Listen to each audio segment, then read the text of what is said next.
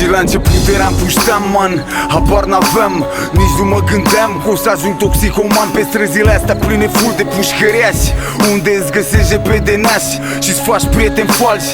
Pastile ca ecstasy îmi bubuie heapul. Fumez cocaină, sunt tare ca tancul. Trag numai iarbă și mă dau un spectacol. Beau băutură și vorbesc doar căcaturi. Mă apuc de seringă, trag ketamină. La mușii începe încet să mă prindă. Pun LSD din cartoane pe limbă. Mă uit cu ochii dilatați în oglindă. Iau ciupercoase, halucinogene. Bag chei la vene și-mi rămân numai semne. Moșene, vine pe la gene. Nu mai pot de lene, curpereții nene. Am halucinații cu balene. Visez ketamină, multe două cisterne. De ajung la spital, la urgențe am probleme. Special K-House, ne-am prăjit prea devreme. Stăm într-o casă, 13 persoane în doar două camere. Sesiuni cu picamere, garda ne filează, filmează cu camere. Puștii se joacă de-a strada și gramele. Așa a fost să fie. Bine că nu se mucea la pușcărie. Și-n voi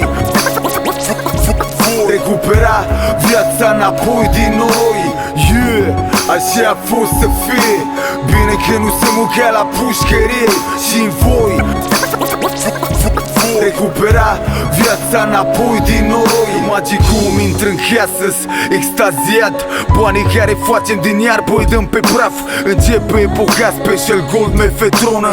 Nu te săturai nici dacă aveai o tonă. Trag heroină, transpir ca un fraier. Mănânc 2 GB, văd lasere în aer. Ies din spital, au dat tura stramonium. Fumez la bidon, salvia divinorum. Halez microdot cu mescalină. Stau zile întregi pe speed, amfetamină. Fumez la Technival, la cartofi, niște opium. Sunt tot mai dopat la figurații la propriu. O am tot mai nașpa pe legale. Nu m-am mai spălat de 6 zile, frățioare. Stau în anturaje cu lichele ordinare. Care șefuiesc dealerii de sare de baie. Fac tot mai urât pe la baie rame. Ameninț oamenii cu cuțitul coane. De la Isunu, plast insomnia și alte prafuri penale. Ca pur magic powder, toate-s letale. Ajuns la un pas de mormântare.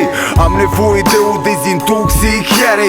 Uită-te la mine cum privesc în gol. Am hepatita B și C și-s dependent de alcool. Nasol, așa a fost să fie. Bine că nu se mucea la pușcărie. Și-n voi recupera viața înapoi din noi. Așa a fost să fie. Bine că nu se mucea la pușcărie. Și-n voi